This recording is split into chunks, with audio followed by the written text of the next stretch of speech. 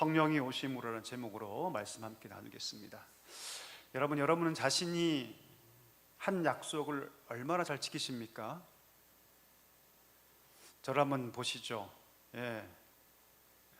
우리 결혼식 할 때 상대방이 이런 약속하죠. 여러분, 검은 머리가 파풀이 될 때까지 내가 당신을 사랑하겠노라고 우리가 약속했는데 잘 지키고 계십니까? 갑자기 표정이 어두우셔지시는데, 미국에 있는 MIT 대학에서 이런 연구를 했다고 합니다. 성인들 대상으로 조사를 했는데요, 친밀한 관계에서 약속을 지키는 비율이 몇 프로인지 아십니까? 65%예요. 65%. 그러니까 친밀한 관계에서. 그에 반해서 친밀하지 않는 사람과의 관계에서는 훨씬 더 떨어집니다. 그러니까 무슨 말이냐면, 대체적으로 사람들은 자기가 한 약속의 절반보다 조금 더 지킨다. 내가 한 말의 약속의 절반보다 조금 더 지킨다고 보면 됩니다. 자, 그럼 왜 사람들이 자기 약속을 잘 지키지 않을까요? 그 이유 가운데 하나는 무엇이냐면, 자기의 그 약속을 너무나 가볍게 여기기 때문입니다. 보통 약속을 한다는 것은 여러분, 현재 상황을 해결하기 위한 보증서 같은 거거든요. 내가 이렇게 할게, 내가 저렇게 할게. 그 말은 무엇입니까?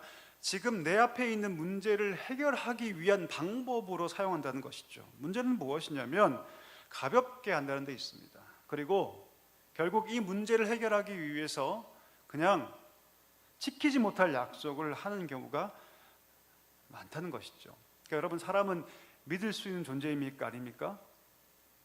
데이터가 말하고 있어요. 보통 65% 정도만 사람은 그 말을 지킨다고 하니까, 사실은 여러분, 사람을 쉽게 100% 신뢰할 수는 없는 거죠. 자, 그러면 여러분, 하나님 어떠실까요? 하나님도 믿을 수 없는 존재일까요? 아닙니다. 하나님은요, 반드시 하나님께서 하신 것을 지키는 하나님이십니다. 아멘이십니까?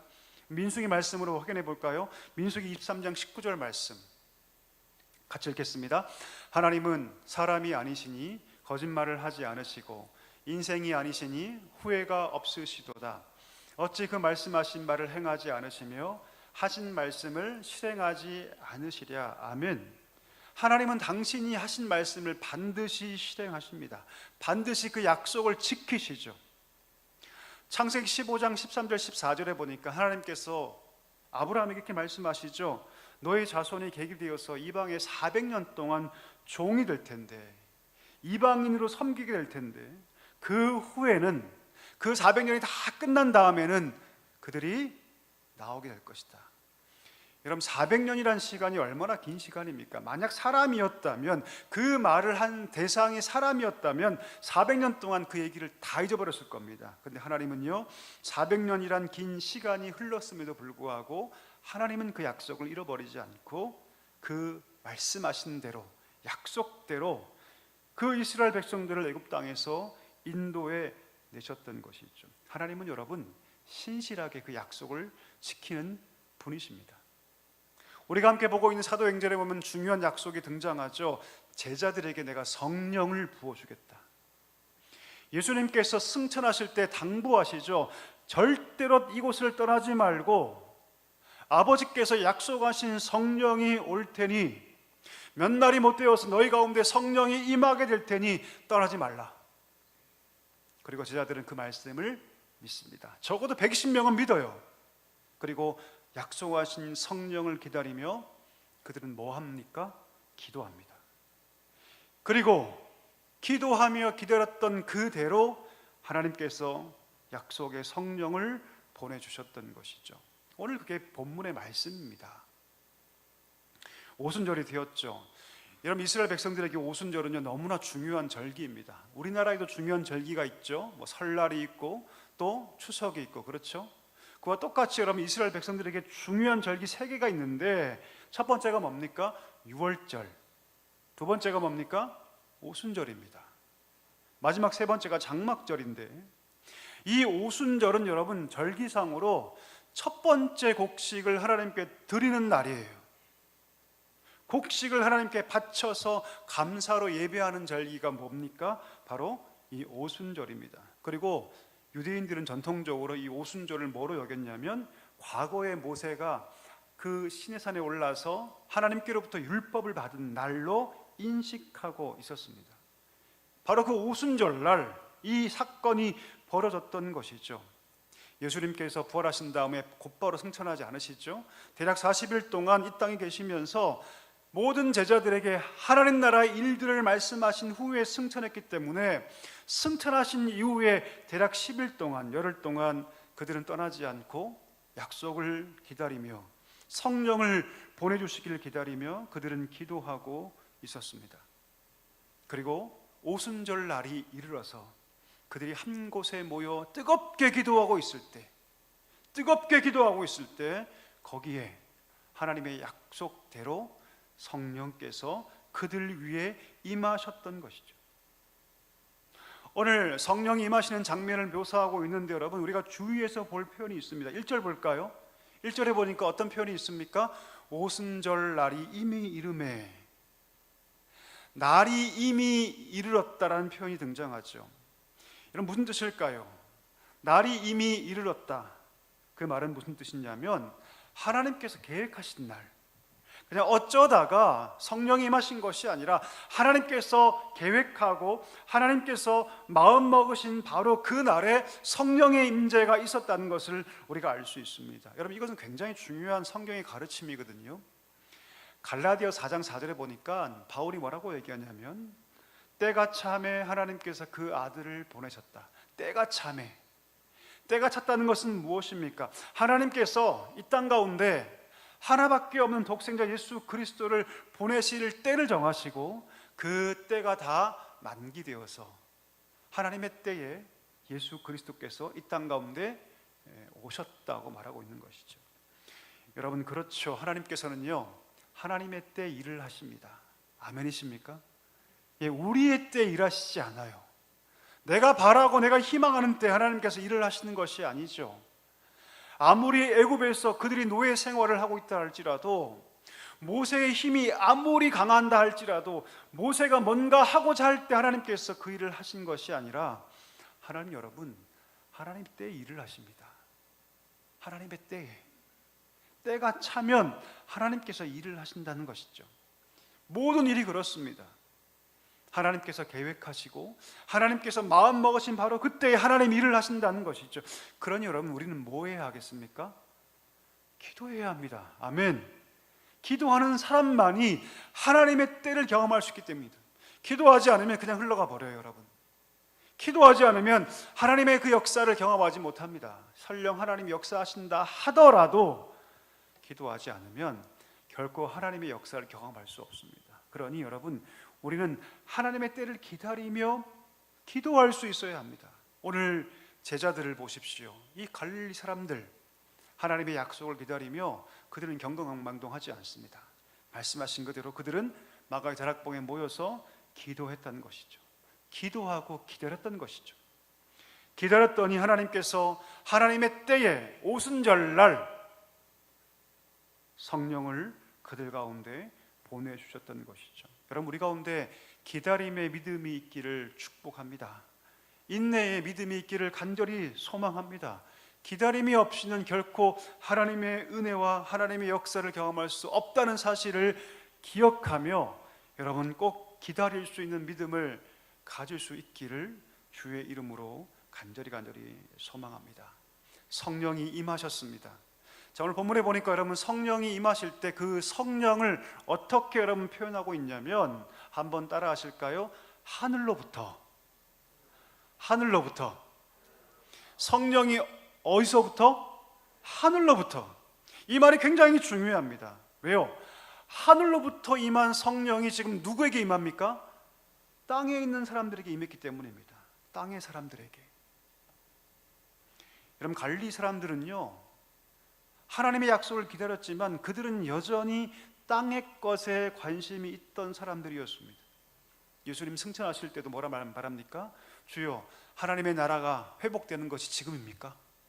라고 말할 정도로 그들은 여전히 예수님의 부활을 보았고 지금 예수님의 승천 바로 앞에 있음에도 불구하고 그들은 땅의 것에 관심이 있던 사람들이었습니다. 땅의 사람들이었죠, 그들은. 그런데 하늘로부터 땅의 사람들에게 성령이 임하셨던 것입니다. 하늘로부터 땅의 사람들에게 성령이 충만하게 임하니 어떤 변화가 일어납니까? 더 이상 그들이 땅의 사람이 안 된 것이죠. 변화가 된 것이죠. 이제는 그들이 어떤 사람이 된 겁니까, 여러분? 하늘에 속한 사람이 된 것입니다. 하늘로부터 임하신 성령이 그들 마음 중심에 임하셨고, 그들이 이제 성령의 인도를 따라 살아가는 사람이 되었던 것이죠.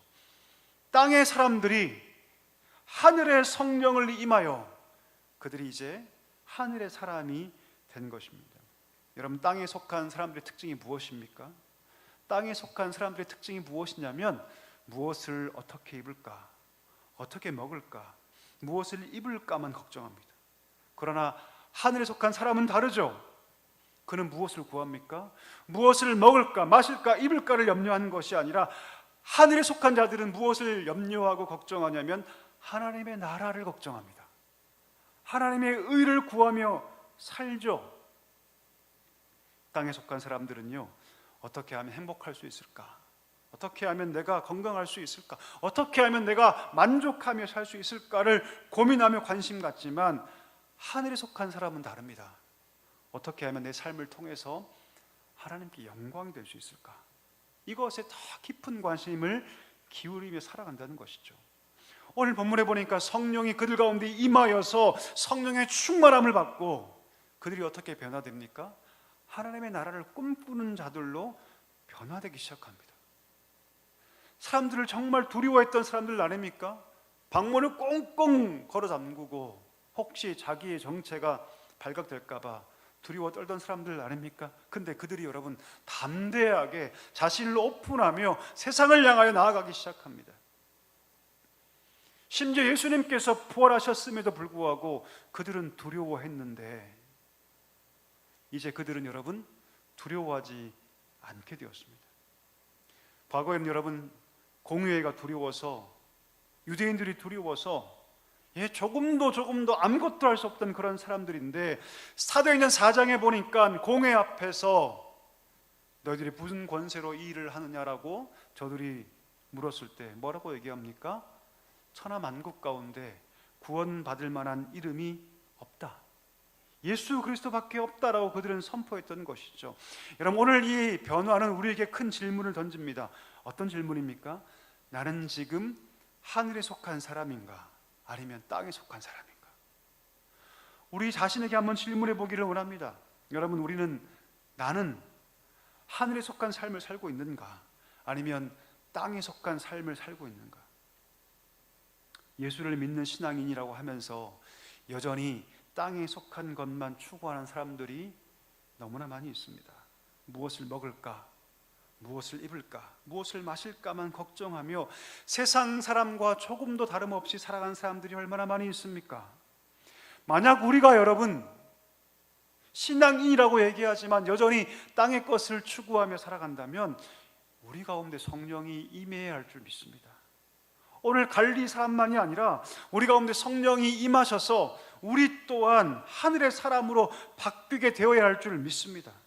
왜 여러분? 이것은 사람의 힘으로 불가능한 것이거든요. 결코 사람의 힘으로는 가능하지 않습니다. 성령이 우리 마음 가운데 임재하셔서 우리의 마음을 변화시키고 세포 하나까지 하늘을 구하며 하나님의 영광을 추구하며 살도록 만드셔야 하기 때문입니다. 땅에 속한 사람들이었던 이 갈릴리 사람들에게 성령이 오심으로 그들이 하늘의 사람이 되었던 것처럼, 여러분, 우리 가운데 성령이 임하시면 우리가 하늘의 사람으로 바뀌게 될 줄 믿습니다. 여러분, 걱정거리가 많으십니까? 무엇 때문에 염려하십니까? 여러분의 걱정거리는 땅의 것입니까? 하늘의 것입니까? 우리가 땅의 사람으로 살아가면 결국 우리는 땅의 것에 집착할 수밖에 없어요. 우리가 땅의 사람으로 살아가면 땅의 것 때문에 우리가 걱정할 수밖에 없습니다. 그러나 하늘의 사람이 되면, 하늘을 바라보며 하늘의 은총을 누리며 성령 안에 살아가면 걱정과 염려에서 우리가 해방될 수 있습니다. 땅의 문제가 없어지는 것이 아닙니다. 여러분, 오해하지 마십시오. 하늘의 사람이 된다고 해서 땅의 문제가 없어집니까? 아니요, 그대로 있습니다. 하지만 하늘의 사람이 되면요, 여러분, 땅의 문제가 가벼워지죠. 이것이 은혜입니다. 과거에는 정말 내 삶을 짓누르는 고통스러운 무게였다면 하늘의 사람이 되면 땅의 문제가 가볍게 느껴지기 시작하는 것이죠. 믿음으로 당당하게 이제는 맞설 수 있는 힘을 내가 느끼게 되는 것이죠. 성령께서 임재하시고 우리 심령에 성령께서 우리 마음을 다스리기 시작하면 새로운 것을 보게 되고 새로운 꿈을 꾸게 되고 새로운 삶의 걸음을 시작하게 되는 줄 믿습니다. 우리 축복합니다. 우리 시간 예배하는 모든 자들이 땅의 사람이 아니라 하늘의 사람으로 살아갈 수 있게 되기를 주의 이름으로 간절히 축복합니다. 오늘 그들이 성령이 임하니까 새로운 말을 하기 시작해요. 여러분, 제가 예수를 믿고 가장 먼저 바뀐 것이 뭔지 아십니까? 말이 바뀐 거예요. 말이 바뀌는 거. 이런 말이 바뀌지 않으면요, 그 안에 여전히 믿음이 여러분 자라지 않는 것을 반증하는 것이죠. 여러분, 성령의 사람들은요, 말이 바뀌기 시작합니다. 놀랍죠? 하나님께서 가장 먼저 뭘 바꿔주시냐면 말을 바꿔주세요. 과거에는 두려움의 말, 걱정의 말, 분노의 말, 의심의 말을 했다면 성령이 임하시니 그들이 무슨 말을 하기 시작합니까? 하늘의 말을 하기 시작하죠. 우리 4절 한번 읽어볼까요? 같이 읽습니다. 그들이 다 성령의 충만함을 받고 성령이 말하게 하심을 따라 다른 언어들로 말하기를 시작하니라. 다른 언어를 우리가 방언이라고 부르기도 합니다. 성령이 오심으로 그들이 각기 다른 방언으로 말하기를 시작하였다. 여러분, 성령이 임하시면 그럼 다 방언합니까? 그건 아니에요. 하나님은요, 하나님의 필요를 따라서 그 방언의 은사를 여러분 모두에게 주시는 것은 아닙니다. 중요한 것은 무엇입니까? 그들이 방언을 했다는 것이 아니라 그들이 말한 모든 것들을 그곳에 모인 자들이 알아들었다는 것입니다. 각기 다른 방언으로 그들이 말하기 시작했다는 것이죠. 이런 방언에 대해서 함께 나누기를 원하는데요, 고린도전서에 보면 방언 얘기가 나오죠. 근데 여러분, 고린도전서의 방언은 좀 다릅니다. 거기에 방언은요, 통역의 은사를 필요로 합니다. 근데 여러분, 오늘 이 2장의 방언은 그렇지 않죠. 통역의 은사가 필요하지 않죠. 고린도전서의 방언은요, 바울이 뭐라고 얘기하냐면 신비한 언어라고 얘기합니다. 그래서 바울이 뭐라고 얘기하냐면 만약 너희가 모일 때 방언할 때 통역해 주는 사람이 없으면 그냥 잠잠한 것이 좋다. 그냥 개인적으로 방언할 뿐이지 공동체 예배 가운데 통역하는 사람이 없다면 방언하지 말아라. 왜 그럴까요? 통역이 없으면 아무도 그 말을 알지 못하기 때문에 유익함이 없다는 것이죠. 그러니 방언의 은사를 가지고 있는 사람은 개인적으로 하라, 이런 말씀을 합니다. 근데 오늘의 방언은 다릅니다. 오늘의 방언은 여러분 17개 지역에서 온 사람들이 각기 자기의 언어로 이해할 수 있는 특별한 방언이었습니다. 아프리카에서 온 사람들, 로마에서 온 사람들, 소아시아에서 온 사람들, 바벨론 지역에서 온 수많은 유대인들이 자기의 난곳 방언으로, 자기의 지역 방언으로 그 얘기를 다 알아들었던 것이죠. 무슨 내용을 말했을까요? 무슨 내용을 말했을까요? 11절 보니까 무슨 내용을 말했는지 기록하고 있는데요, 우리가 다 우리의 각 언어로 하나님의 큰 일을 말함을 듣는도다. 120명의 제자들에게 성령이 임재하셨고 그들이 각기 다른 17개의 언어로 방언 말하기를 시작했는데 거기에 있던 사람들이 그 장면을 바라보며 누구의 통역도 필요 없이 그 말을 다 이해하게 되었는데 그 말이 어떤 내용이었다? 하나님의 큰 일이었다. 하나님의 큰 은혜, 하나님의 큰 일을 말했다라고 얘기하고 있습니다. 자, 그러면 여러분, 하나님의 큰 일은 무슨 말일까요? 하나님의 큰 일은 무슨 내용일까요? 그 다음에 등장하는 베드로의 설교를 보면 우리가 알 수 있겠지만 그 하나님의 큰 일은 바로 예수 그리스도의 십자가와 부활 사건입니다. 이것이 하나님의 큰 일이에요. 사람들이 놀라고 당황하고 있을 때 베드로는 거기에 서서 이 내용을 자세하게 풀어 설명하죠. 그것이 14절 이하의 내용입니다. 과거의 여러분 불안의 말, 의심의 말, 미움의 말, 정죄의 말, 고통의 말을 했던 자들이 성령이 임하시니 하늘의 사람이 되니 그들의 말이 먼저 바뀌기 시작해요. 그리고 어떤 말을 합니까? 하나님의 큰 일을 말하기 시작합니다. 예수 그리스도가 어떤 분인가? 그분이 이 땅 가운데 오셔서 어떤 일을 하셨는가? 그의 죽음이 무슨 의미이고 그의 부활이 어떤 의미이며 이제 이 성령의 임재로 역사가 그치는 그때까지 어떤 일들이 벌어질 것인가에 대해서 난곳 방언, 적어도 17개의 난곳 방언으로, 각 지역의 방언으로 아무런 통역이 필요 없이 성령의 역사 가운데 말하기 시작했다는 것입니다.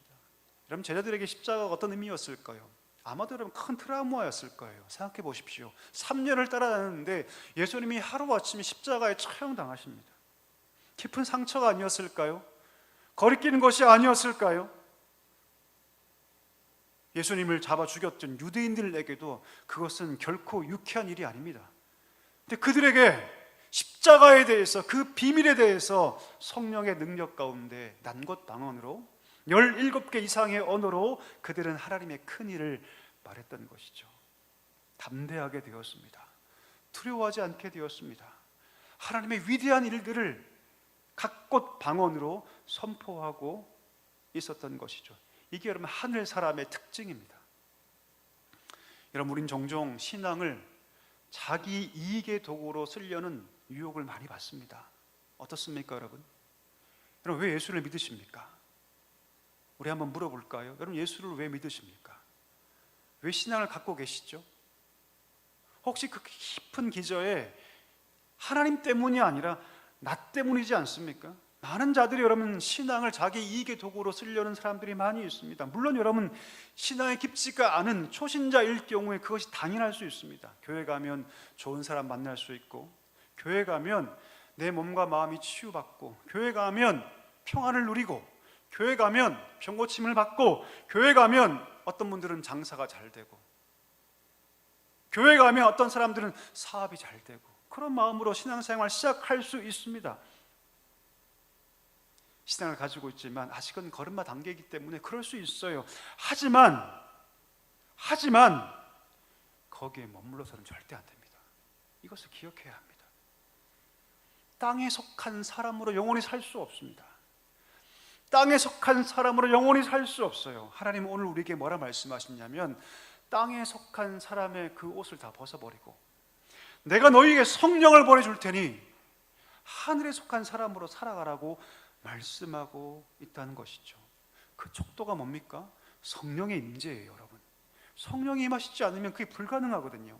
성령이 우리 이 마음 가운데 임하지 않으시면 결코 우리는 땅의 사람의 그 옷을 벗을 수 없기 때문입니다. 성령의 임재가 있으면 세상의 그 강력한 욕망을 이겨내며 하나님의 꿈을 함께 꾸게 되고, 하나님께서 이 작은 나를 통해서 이 땅 가운데 무엇을 행하실지를 기대하게 되는 것이죠. 오늘 성령이 임하시면 그들이 권능 받지 않습니까? 무슨 권능입니까? 내 몸이 치유되고 평안 얻고 문제가 풀리고 사업이 잘 되고 장사가 잘 되는 것이 권능입니까? 그건 세상에서 충분히 가능합니다. 충분히 가능해요, 여러분. 무슨 권능일까요? 성령이 임하셔서 불평했던 말이 바뀌고, 두려움의 말이 바뀌고, 부정의 말이 바뀌고, 내 입을 통해서 하나님의 큰 일을 선포하게 되는 것이 권능입니다. 나밖에 몰랐던 삶, 내 욕심밖에 몰랐던 삶이 하나님의 나라 일을 꿈꾸게 되는 것이 권능입니다. 이것이 능력이죠. 성령의 충만함으로 살아가면 여러분 세상은 우리에게 어떻게 대할까요? 첫 번째 반응은 조롱입니다. 오늘 본문에 보십시오. 첫 번째, 사람들이 조롱하지 않습니까? 우리가 하늘에 속한 자가 되어서 이 땅에 가치를 두지 않고 영원한 것을 바라보며 살아갈 때 첫 번째 세상의 사람들은 우리를 조롱할 것입니다. 그런 삶은 무가치하다고. 야, 이 좋은 주일날 뭐하러 교회 가서 그 생고생 하냐고. 그게 뭔 의미가 있냐고. 보이지 않는 것을 굳이 그렇게 있는 것처럼 여기며 살 것이 뭐냐고. 그렇게 조롱할 것입니다.